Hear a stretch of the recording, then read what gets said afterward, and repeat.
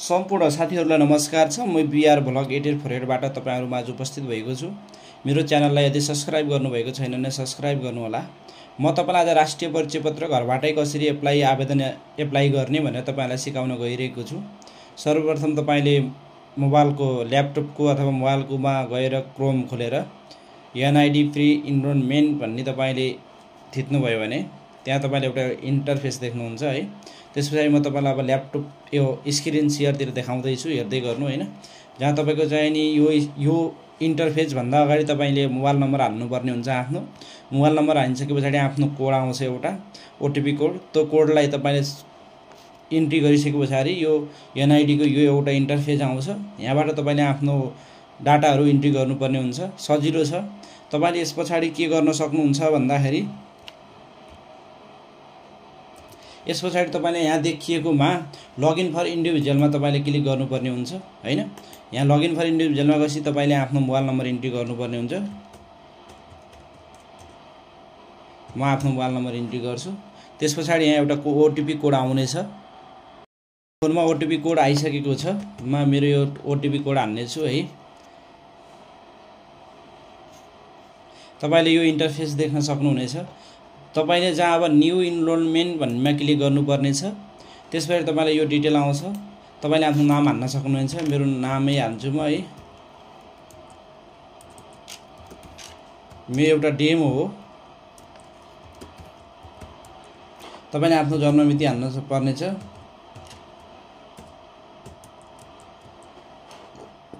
तपाईले यहाँ जन्मस्थान, मेरो जन्मस्थान स्याङ्जा है। नागरिकताको किसिम वंशजै हुन्छ जहाँसम्म लाग्छ। नागरिकता नम्बर हैन। जारी गर्ने जिल्ला कुन हो भनेर हान्दा नि स्याङ्जै हो हैन। जारी मिति यो मेरो एउटा डेमो हो है। त्यसपछि तपाईले यहाँ एडिशनल इन्फर्मेसन भनिराखा तपाईको आफ्नो एडिशनल इन्फर्मेसन हाल्नु होला। जहाँ जेन्डरमा मेल फिमेल के छ, विवाहित अविवाहित के हुनुहुन्छ, पितृत्वको ठेगाना नोने हुन्छ। अब कति पढ्नु भएको, मैले निम्न माध्यमिक हाल्दै छु है। व्यवसाय के छ आफ्नो हाल्नु। आफू कुन जातको हुनुहुन्छ त्यो हाल्नु है। कुन धर्म मान्नुहुन्छ तपाईले त्यो इन्ट्री गरिसकेपछि यो स्पेसलाई नेक्स्ट गर्नु। यहाँ तपाईको मोबाइल नम्बर हाल्ने ठाउँ आउँछ। आफ्नो मोबाइल नम्बर हाल्नु है। त्यसपछि आफ्नो प्रदेश, तपाईले कुन प्रदेशको हुनुहुन्छ हैन। आफ्नो प्रदेश, जिल्ला, गाउँपालिका, वार्ड नम्बर, टोल के हो आफ्नो टोल हाल्नु है। सामान्य छ। तपाईहरुले बाहिर जानुभयो भने यसैले 500-700 रुपैयाँ मात्र तिर्न, 500-700 पैसा लेखेको समेत भेटिएको छ हैन। त्यसैले तपाई यदि अस्थायी ठेगाना हुनुहुन्छ भने आफ्नो अस्थायी कहाँ छ त्यहाँ इन्ट्री गर्नु, ठेगाना राख्नु। होइन भने सेम एज पर्मानेन्टमा क्लिक गर्न सक्नुहुन्छ। त्यसपछि तपाईको फ्यामिली डिटेल हाल्ने ठाउँ आउँछ यहाँ भनेको है। यहाँ तपाईले आफ्नो बाबाको नाम हाल्नु। बाबाको नाम के हो। अब मैले हरि राखे है, एउटा नाम हो। धेरै जनाले मलाई सोध्नुहुन्छ कसरी हो भन्नुहुन्छ। त्यही भएर मैले तपाईलाई देखाउँदै छु। तपाईले यदि सम्भव छ भने आफ्नो बाउ आमाको नागरिकता नम्बरहरु पनि हाल्नु होला है। मसँग अहिले छैन। बाको ठेगाना र तपाईको ठेगाना सेम हो भने कपी गर्नु, फरक हो भने राख्नु। आमाको नाम राख्नु है। एउटा तपाईलाई मैले डेमो देखाउँदै छु है। सामान्य छ, तर तपाईहरुले 500-700 तिर्न पर्ने बाध्यता हुन्छ। त्यही भएर आफ्नै फोनबाटै भर्न मिल्छ यो है। आमाको नागरिकता नम्बर छ भने हाल्नु। त्यसपछि एड्रेसलाई कपी गर्नु है।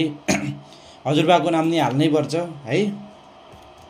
हजुरबाको नाम 3 पुस्ते तपाईको जसै चाहिन्छ।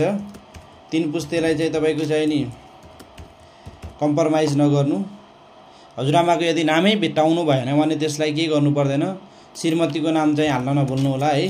विवाहितको हकमा श्रीमान श्रीमतीको नाम चाहिँ अनिवार्य राख्नुपर्ने छ। त्यसको लागि बिहा दर्ता पनि चाहिनेछ है। के चाहिन्छ भने म तपाईलाई डकुमेन्टको लिस्ट पनि हाल्दिने छु। नागरिकता नम्बरहरु हाल्नु। श्रीमतीको एड्रेस पनि सेम एज कपी तपाईकै एड्रेस हुनुपर्ने छ हैन। कोही गार्डियन हाल्न मिल्ला भन्ने हाल्न पर्छ, नहाल्दा नि केही फरक पर्दैन। हजुरआमाको नाम पनि माग्दो रहेछ। अब हजुरआमाको नाम पनि तपाईले इन्ट्री गर्नै पर्ने भयो है। आफ्नो 3 पुस्ते चाहिँ खोजेरै जानुपर्ने छ। आफ्नो 3 पुस्तेमा बाबा, आमा, हजुरबा, हजुरआमा, विवाहितको हकमा श्रीमती, तीनै जनाले आफ्नो डिटेल चाहिँ लिएर जानुपर्ने छ, इन्ट्री गर्नुपर्ने छ। यो सामान्य छ। तपाईले घरबाटै इन्ट्री गर्न सक्नुहुनेछ। त्यसपछि तपाई यहाँबाट नेक्स्ट अप्सन गरिसके पछाडि तपाईलाई बायोमेट्रिक सामान्य काम छ, 5 मिनेटमा तपाईले भ्याउनुहुन्छ। बायोमेट्रिक कहाँ लिग्ने हो, जस्तो तपाईको जानी यहाँ देखाइरहेको नारायण हिटी, जिल्ला प्रशासन ललितपुर, जिल्ला प्रशासन मोरङ, जिल्ला प्रशासन सुनसरी, इलाका प्रशासन धरान, यहाँ भित्रको तपाईको कुनै लोकेसन छैन भने तपाईले अन्यमा क्लिक गरेर जानु होला है। कृपया मिति भने मिति तपाईले हान्नु पहिले हो, म आजकै मिति राख्छु असोजको है। यति गरिसके पछाडि तपाईले यसलाई नेक्स्टमा जानु, लोकेसन भनिरहेको छ है, अन्यमा क्लिक गर्नु। यदि मिति जिल्ला प्रशासन कार्यालयमा जान्छ ओके अन्य है, मिति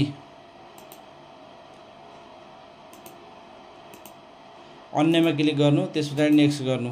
अब यो तपाईले डिटेल चेक गर्नु, आफ्नो गाउँपालिका जिल्ला के हो हैन, यो एकचोटि चेक गरेर जानु। यदि बिग्रिहाल्यो तपाईले सबमिट गर्दा बिग्रियो भने जिल्ला प्रशासन कार्यालयमा एन्ट्री गर्न, इलाकामा एन्ट्री गर्न भन्दा अगाडि त्यहाँको कर्मचारीसँग मेरो यो डिटेल चाहिँ बिग्रेको छ, यो मेरो सच्याइदिनु भन्नु। तपाई त्यहाँ जाँदा ओरिजिनल डकुमेन्ट लिएर जानुपर्ने छ, तपाईको फोटोकपीले काम गर्ने छैन। नागरिकता सबैभन्दा पहिलो, त्यसपछि विवाहितको हकमा बिहा दर्ता, यदि श्रीमतीको नागरिकता श्रीमानको नाममा छैन भने बिहा दर्ता, श्रीमतीको नागरिकता चेन्ज भएको छ भने चाहिँ श्रीमतीको नागरिकताले हुन्छ।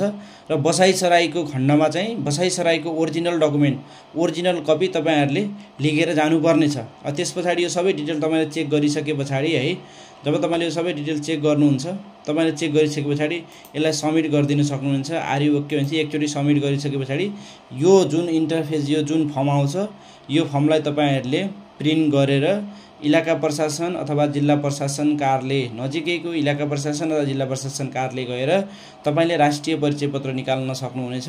तपाईको लागि आवश्यक डकुमेन्ट भनेको नागरिकता, विवाहितको हकमा विवाह दर्ता अथवा श्रीमानको नामबाट नागरिकता निकालिएको छ भने श्रीमतीको नागरिकता, बसाइसराईको हकमा बसाइसराई, त्यसपछि आफ्नो 3 पुस्ते हजुरबाको नाम, हजुरआमाको नाम, आमाको नाम, बाको नाम र विवाहितले श्रीमान श्रीमतीको नाम अनिवार्य चाहिनेछ।